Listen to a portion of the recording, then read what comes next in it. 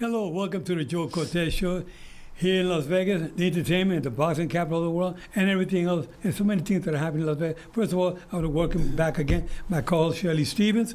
Hey, nice to be back. And we have Wanda Weaver. Wanda Weaver is a repeat guest on my show. The reason why we have her on the show is because she is so interesting person to talk about her life, what she's doing. Shirley, tell her her titles. She has so many titles. First of all, she's an author. And I'm going to try to talk her into writing your book when we get done this interview here. Okay. And she's also a filmmaker and a director. And she's got a new movie out right now. The name of the movie is called? Nowhere Left to Run. I like that title, Well, right? actually, it's Out of Options is the title of the film, but that was kind of in the poster. But it's actually called, I think it got cut off when I... okay. But anyway, it's called Out of Options. Out of Options is the title. Okay. It's a short film. See. Yeah. Okay. Yeah. Yeah, now you can see it. Okay, gotcha. That was just kind of the brief one-liner. I saw it online the other day. Well, you know, I'll tell you that I got another idea, another movie you can write. There's a lot of pimps out there. We're here in Las Vegas. A lot of pimps out there. You want to be a pimp or the life of a pimp? Put that on film, but they never did that before. Okay. Well, that's different. They call me Joe the Creator. I'm always creating something new. Ooh, okay. Anyway, that would be a challenge. So, well, Wanda, there were three heavyweight fighters. There were three brothers, the Weaver brothers. You're not related, so they were heavyweights. One of them was champion. But no, we're not related. Not related. No, Okay. As far as I know, I don't think we're related. No, I know which Weaver you're talking about. Yeah, it's Mike Weaver. Right. Anyway, so there was people that would say, Joe, are you the Joe Cortez that Mike Tyson knocked out? There's a heavyweight named Joe Cortez, got knocked out by Mike Tyson like in 10 seconds in the first round of the amateurs. I said, when I retired from boxing, Mike wasn't even born yet. I was never a heavyweight. I've always been a bantamweight. Okay. So I never went to. There's another Joe Cortez, another Weaver, not the Weaver. Yeah, the Weaver. Yeah, but no.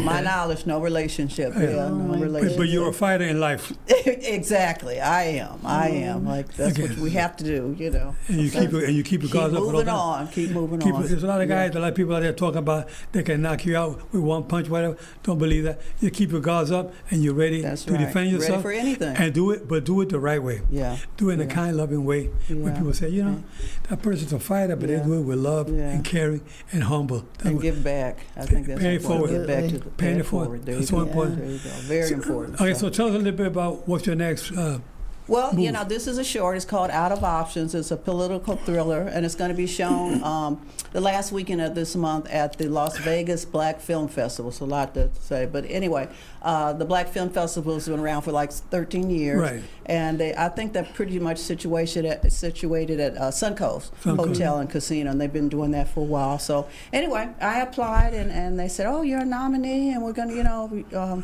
we're going to definitely be showing your film." And blah. So I'm excited. You know, I'm it's excited coming up for you. a couple of weeks. How many minutes is the film? It's a little less than 30 minutes. It's like literally 27 minutes. So it's considered a short because of that. Sure, you know. well, good. So, you know. But then after that, they can follow up with something bigger. Someone say, you know what, I like that. Let's do that. A series. Exactly. The series could be short, but maybe a movie would be like an hour, be a feature, hour and a half. yeah, but definitely. A series, a 30-minute series every week would be good. That would be wonderful. Let's shout out to Netflix. You never know. A series. You know, God works in mysterious ways. Yeah, you got to be at the right place at the right time for things to happen. Right people. Like Shelley and her husband Wesley.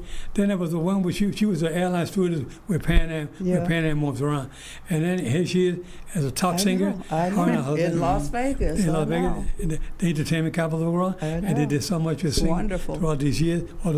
Shirley, all the traveling you've done around the world. Actually I did Broadway musicals first, so next time you write a play, maybe I can get a little part, when it becomes a movie. Okay. And I thought I was going to be an actress for the rest of my life. That was my dream, and on Broadway you get to sing and dance and act. So I was like, yeah, I'm ready. This is what I want to do. But then later on, I got tired of just seeing Philadelphia, where we're from, and Jersey, where I was born, and New York, where I was performing in the tri-state area. And I'm like, you know what, this is all cool, but I want to see the world. How can I do that, on a budget? And I said, okay, let me apply to be a flight attendant. So I did with Pan Am. So I did get to see the world. And traveling all around. over, huh? Yeah. But then one time I was home, and that's when I met my husband, and he had just left. He was with the Stylistics for 8 years. He was with the Commodores for 3 years, another group from New York called BT Express for a couple of years. And he was young when he first started, so, he would write songs and just sign them away. Wow. They used to call him WDAS, Wine, Dine, and Sign, because he was young and didn't know any better. He didn't know any better. So eventually he realized what was happening, and he was kind of over the whole music business, but he still loved music. So he was performing by himself in a little restaurant, nightclub in Philadelphia. My girlfriend took me there for my birthday, and we met. He invited me up to the piano to sing, and the rest is history. Somebody hired us that night to be a duo. What? Really? Yeah, and I'm like, I don't do this for a living. I'm a flight attendant. But I quickly changed my mind, and we've been doing it ever since. So You were doing Broadway first, right? yeah, Mm-hmm. yeah. And Sweet Charity was my first play. Oh, my goodness. So, I'm dating myself. That's a big one, yeah. But I did like South Pacific, Oklahoma, Guys and Dolls, so many I can't remember. Yeah, but I wanted to travel, and so I went around the world for a couple times, and then came back home and found Wesley, and then here I am. And then you guys did the cruises for, what was it, 10 years or something, so you got to travel again. Yeah, we started, 2001, I think it was? Yeah, something like that. Wow. Yeah. So you in a musical called Guys and Dolls? Mm-hmm. Well, I got two dolls here today. Yeah, you got a guy and 2 dolls. He knows how to flatter the ladies, doesn't he? He does. Oh, my God. Give Joe credit. One thing I learned in life, my mother always taught me, is to be humble, caring for people, and loving and sharing. And I love to do that. Yeah. And I say, dolls, you guys, you are dolls to me. You guys are beautiful. Can you imagine when you were a baby, how you look, what you look like? You're so beautiful, both of you. And my mother always, chubby baby. My mother always taught me to do things the right way. Yeah. Because if you do things the wrong way, you guys out there watching, that doing things the wrong way is not going to get you to first base. Yeah. You want to score a home run every time you do anything. And that's what I like to do. I like to score a home run. Yeah. Like my good friend Willie Mays, he told me, Joe, you got to hit that ball out there. I said, no, I like to use the punches. I don't want to hurt nobody. I just want to win. The right one will get you, the left one will. Wow. Wise words, But I try to learn as much. I have people on my show, our show, and having you here today, I'm here, and believe me, every word you say, I'm listening close, because I want to learn to be better. I want to learn what you're doing. I want to learn a little bit about your field, so it makes me more knowledgeable. So I have more knowledge and wisdom in my life. So you're part of my knowledge and wisdom. And you never know what door will be open, because I didn't, start off being a screenwriter. I always liked to write, but it was like maybe 15 years ago. I said, let me try looking into screenwriting, because I always liked to write, and maybe eventually I can make some money, or get a movie out there, get my stories out there. So anybody there watching, you need a director. If you need a director, somebody to tell you with your book or movie. This is the one you want to talk to. Absolutely. Wanda Weaver is the person to reach out to. You can reach out to us here on the Fairfield Firm website, or you can reach us on the Joe Cortez Show, and we'll gladly lead you on to Ms. Wanda Weaver to open some doors for you. Yeah, absolutely. So doors are open. You just never know when and when something fabulous is going to happen to you. It's open, and you don't want it to close on you. You want to keep it open and keep everybody nice. Because if you open the door and you get it, and then you can't get out, you're going to suffocate. You want to make sure you're in there, and you say, I want to do the right thing. Keep me going, and say, God, please help me. Stay in prayer, definitely. And talking about God, you're a person that I think deserves something different. I want to give you this. Oh. Open that up. Oh, what is this now? Oh, my goodness. What is it? Oh, my God. Oh, this is beautiful. Joe, thank you. Oh, my God. Okay. Thank you. And this is lovely. That's so nice. I'm going to start wearing this all the time. Show it to the audience. Yes, look how beautiful this is. Wow. That's that's gorgeous. Thank you so much. Oh my God. Somebody like you seem like a very caring, Thank you. nice person. Deserves I try to live life the right way, and so God will be proud of me and all of that good stuff. So I try to, even though I've had some things done that were bad and wrong to me, it's like, you know what? I'm just gonna keep on the high road and keep moving, and just, that's all you can do. You gotta let the past sometimes just go. Sometimes bad things happen in life. You come across people that are not the kind of people you thought they want to be, and they end up doing you wrong for whatever reason. And you pray to God. I pray for them. I pray that they get themselves on track, because that's what we got to do with people out there. We got to show them that we love them, we care for them. Empathy. They can be an enemy, but it's okay. Not my enemy. I may be their enemy, but they're not my enemy. Because I'm pleased with the way things are going in my life. Yeah, that's right. I got good people around me. I surround myself with good people. Shirley, Wesley. And I got so many friends. Bob Kellogg, Paul from Part 3. We have to introduce Joe to your mom. Oh, yeah. PJ. I think you might have met my mom at Lomas once. She was 97 years old, right? She was dancing. She had her cane. Yes, that's right. She's 97 years old. She will be 98 in December. My mother would have been 100 December 26th. Wow. My mother was born on Christmas Day, but she would have been 100. She lived to 99. She's 3 months short of 100. So your mother's very sharp. Still sharp. A little memory loss, but for the most part, she's still 90% there. Of where she was. No, I have memory loss myself. I have memory loss too.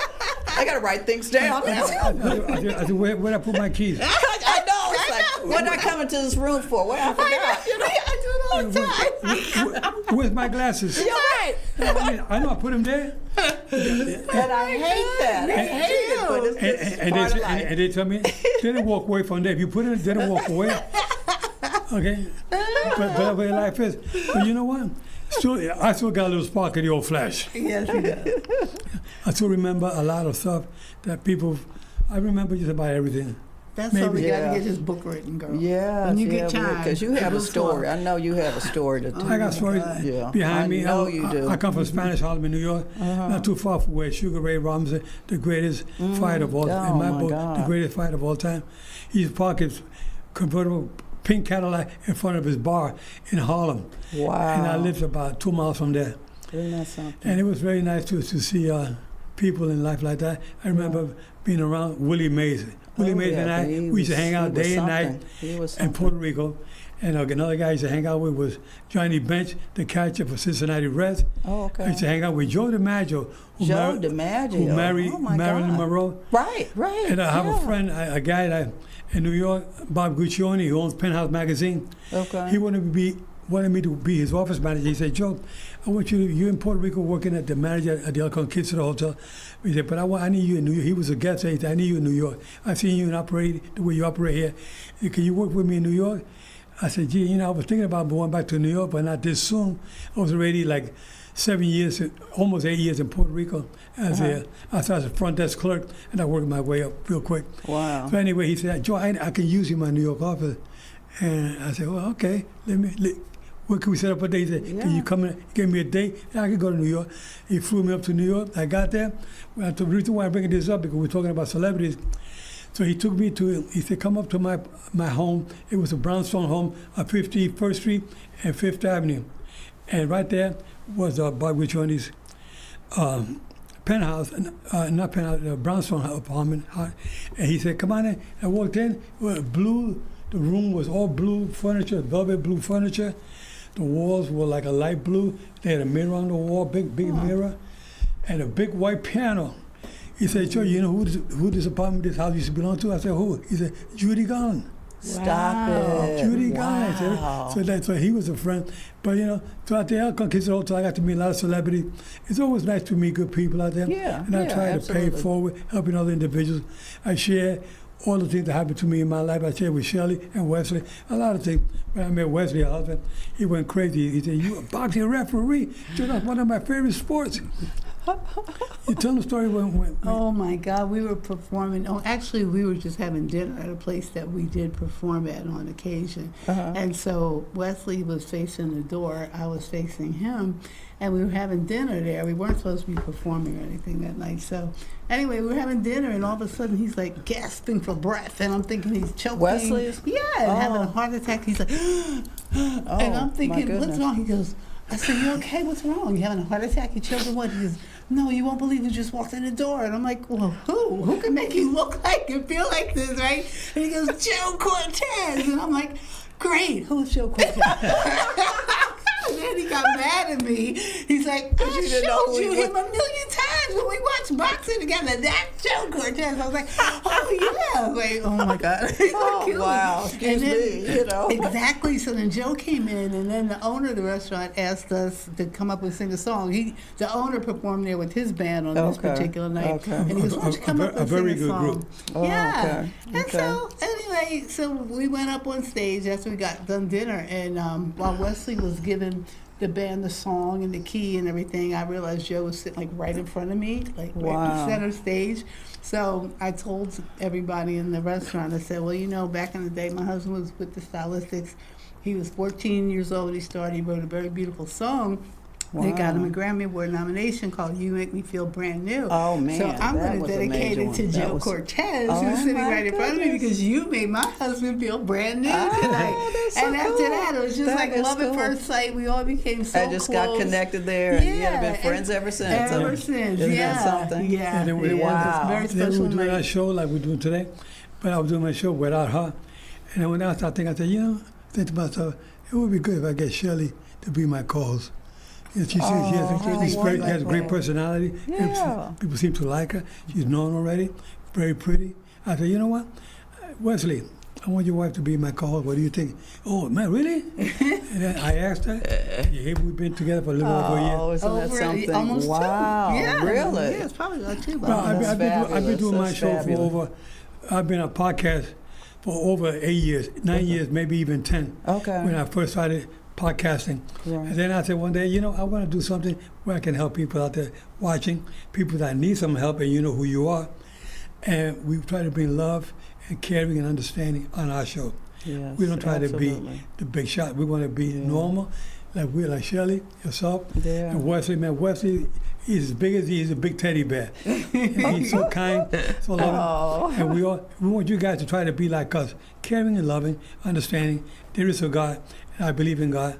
That's why I thought about Wanda today. I said, you know, she's probably a person that's probably very religious, so I had to bring that little cross and I chain for her. Beautiful diamond. Thank you and so and much. cross. It's beautiful. Thank you so much. And we Appreciate all it. have Yeah. another thing in common as well, and that's Lola's. Lola's, yes, We met her absolutely, and her here in family at Vegas, Lola's. yes. But you know, I don't want Shirley to get jealous, so I have a little gift for you too. Oh, okay. Oh my God!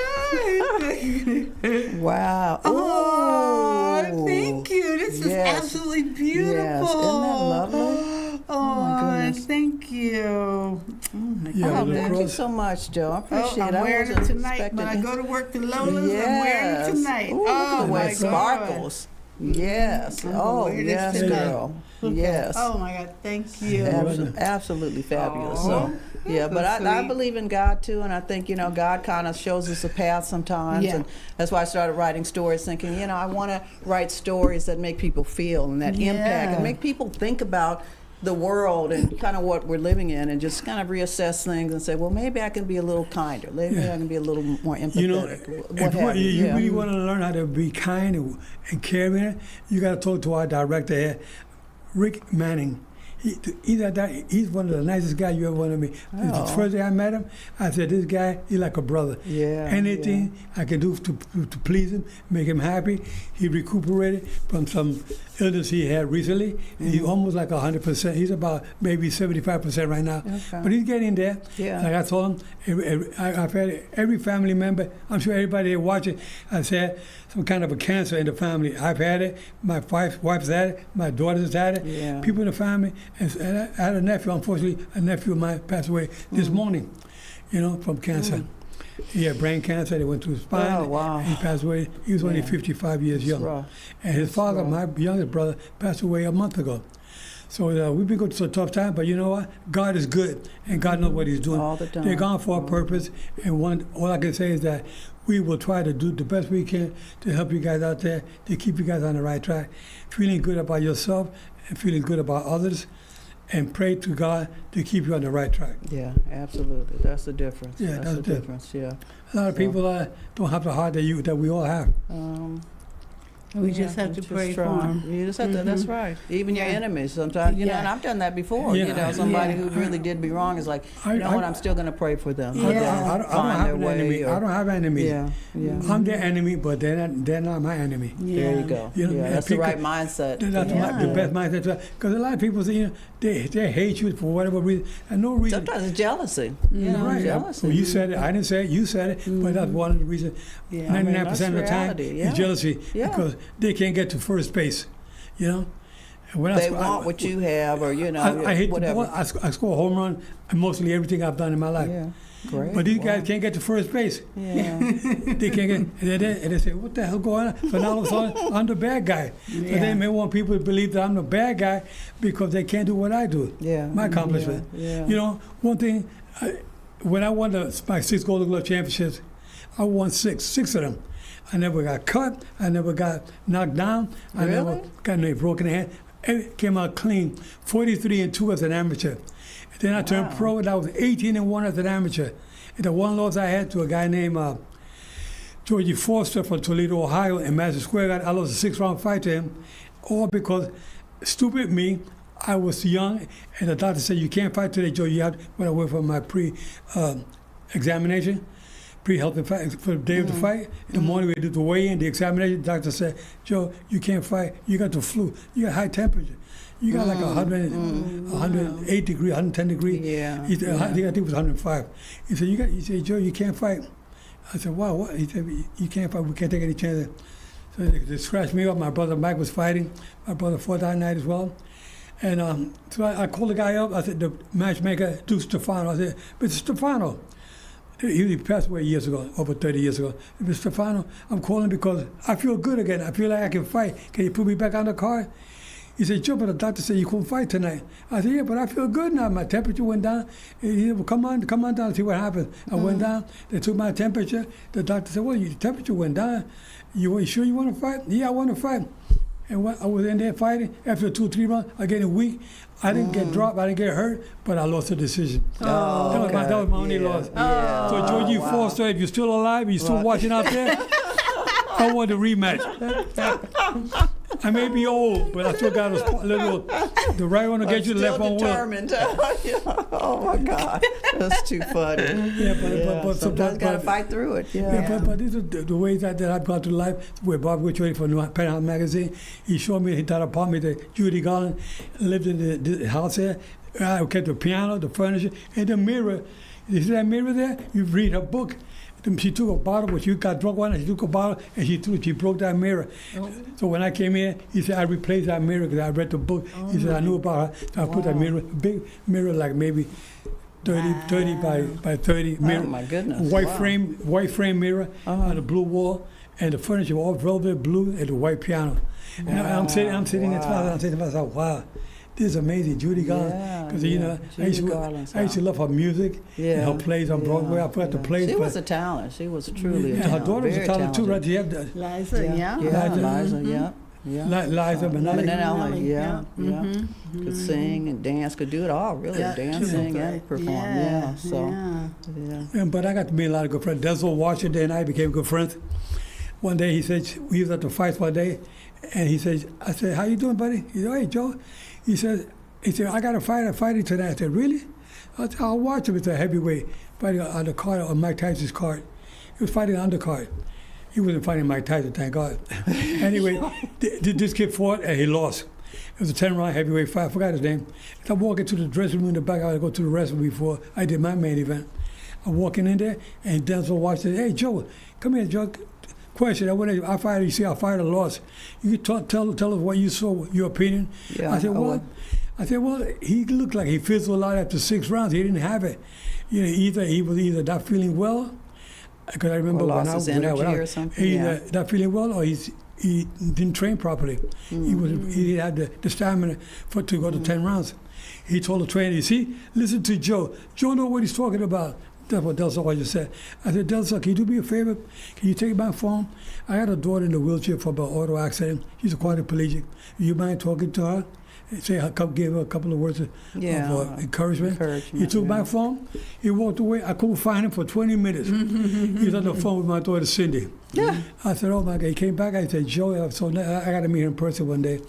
And my daughter called me back later. She said, Daddy, I can't believe you did that. He was talking so much. I couldn't believe it. It was a shock. It goes to show what kind of a person he is, what kind of a heart he has. Yeah, because he didn't have to do that. Yeah, definitely. Shaquille O'Neal? Shaquille O'Neal. The basketball player? He was another name. As big as he is, he got a heart that big. You know, he seems like that way, too, that he's just genuine and down to earth. When I was real. doing a fight, or even now, when I go to the fight, if he's sitting there, he'll call me over and say, Joe, come here. He said, Joe, I want you to be my friend. I meet his friend. Can you take a picture with my friend? I said, sure. I said, but you got to be in the picture too, buddy. So we take pictures together. That's the guy Shaquille O'Neal is, real nice. Willie Mays, like I said before, nice guy. Willie Mays, Jordan Maggio, Elton Howard, Bobby Bonds, the father of Barry Bonds. One day I was doing a fight, and Barry Bonds, it was a fighter named, it was a middleweight, super welterweight, 154 pounder. I forgot the name of the fan. Anyway, he was rooting for the fighter, and he tried to get into the ring with the kid won. He was trying to get Wiki Wright, and he was trying to get in the ring to say hello to Wiki Wright, and the security wouldn't let him in. I told security, I'm in the ring. I told security, wait a minute, this is Barry Bonds, man. He said, I'm sorry, let him in. He came in the ring. He still gave me. I said, Barry, let me tell you a quick story. Your father and I were good friends in Puerto Rico. We had the American Airlines Golf Classic, and that was Joe DiMaggio, Willie Mays. We were all together. But Bobby and I, your father, we would go down to the Sovereign's Lounge, and we would go there, and your father and I would be singing. He'd be playing the piano, and we'd be singing a cappella. What? He said, that's what he said. What? I said, yes. Your father. He said, Joe, not many people know that about my father. I'm telling you, your father and I, we used to hang out. During the daytime, they were playing golf, and at nighttime, we had a dinner, a couple of drinks, and then we go, when they closed the lounge, there was a guy named Freddie Cole, was Nat King Cole's brother. Oh, wow. And he was performing there at the Sovereign's Lounge, he was the pianist there, and when they close out, they leave. I said, Bobby, okay, come on down. We got the piano. And we start singing a cappella. You don't remember me, but I remember you. Wow. And then we sing all these goodies. It was a good time. Wow, what a good time. So I got stories behind me that you can't imagine. I know you do. You've got a lot more than that, Bobby. Write them all down. I'm telling you. One day I got a tap on the shoulder. I look back, I think it was Sugar Ray Leonard with Sylvester Stallone. Sylvester Stallone said, hey, Joe, I know you're going to go do the fight right now, but I will talk to you after the fight. I want to do the movie called Rocky Balboa. Yeah. And I want you to be my referee the movie. And that happened. One day I'm doing another fight. Another day I do another fight. Guy comes up to me, Eddie Murphy. Hey, Joe, come here. I want you to be my family and his friends. He had a couple of friends there with him. He said, Joe, I'm doing a movie called I Spy. I want you to be the referee. Wow. I said, sure. Wow. And that's something. And we filmed that up in Vancouver. Oh, my goodness. And it was really nice. It was real lousy weather, but we did the movie inside this arena. Wow. And same thing with Antonio Banderas. We did a movie called I Spy, Play to the Bone. Mm-hmm. Antonio Banderas, Woody Harrelson, we did that. Okay. And I did one, Wesley Snipes, Undisputed. A prison movie. And people say, Joe, how do you get in all these movies? I say, well, not because I'm pretty, because I'm not pretty, and not because I'm talented, but it's just that these guys know me as a referee for so many years, and I have no agent, and they say, Joe, we want you to be, so I'm independent contractor, as an actor and as a referee. Something. I still got a little spark of something, still remember everything. They gave me a script on the Rocky Balboa movie. And Sylvester Stallone told me, Joe, I wanted the movie to look authentic. The boxing scene, I want to make it look that part authentic. Real. How can you help me with that? I said, you want me to help you with that? Sure. He said, we'll send you a script, all right? Then we meet after we send you the script. They sent me a script. I got the script about a week later. I read it. The script was about maybe 100 pages, maybe 50 pages. And I looked at it, I was reading it. I said, shit. I said, Sylvester, we met a week later. I got the script from the MGM studios, and you know what? I don't like the script. Whoever wrote that doesn't know nothing about boxing. They don't know nothing. I don't like the script. So what can we do? It wasn't authentic. Yeah, I said, you say you want to look authentic? I said, let's do it my way. Yeah, yeah. He said, what do you mean? I said, let me call the shot. You guys, you and Antonio Tarver, who was the light heavyweight champion of the world, he was his opponent in our movie. And he said, you guys do your sparring there, whatever you got to be doing, and I do what I got to do. I do what I got to do. And so then I said, one time in one round, I said, when the bell is ringing, you get out toward the top in the quarter, and you keep throwing punches, let the bell ring. Ring, ring, ring. If the bell's ringing, you keep throwing punches, don't stop throwing punches. Then I grabbed Sylvester from behind. I grabbed him, and I threw him. He went flying. He fell on the ground. And then I said, the round is over, you know? And so he said, Joe, he said, I like that part. I said, well, keep that's the one you're going to keep. And they kept that in the movie. Yeah. Isn't that something? Anyway, Wanda, I want to tell you that it's a pleasure having you on the show today. Well, thank you for having me. I appreciate it. You know, Thank Shelley, you, Shelley, the girls in red. Yeah, thank you. Met you. And if you're in Las Vegas, the 23rd or 26th of April, please check out the Las Vegas Black Film Festival. Okay, over right. Suncoast. So. Suncoast. And my film is going to be shown Friday evening. Okay. The times again, what day again? Out Friday, April 24th, I think at 5. Okay, I'll be there. And it's called Out of Options. I'll be there with the girls in red, the two devils. See you guys next week. Take care. Devils. God bless. Keep your guards up at all times. Remember, guys, I'm fair, but I'm firm. Thank you, Wanda Weaver. Thank you. Shelley Stevens. You guys out there, we love you all. God bless.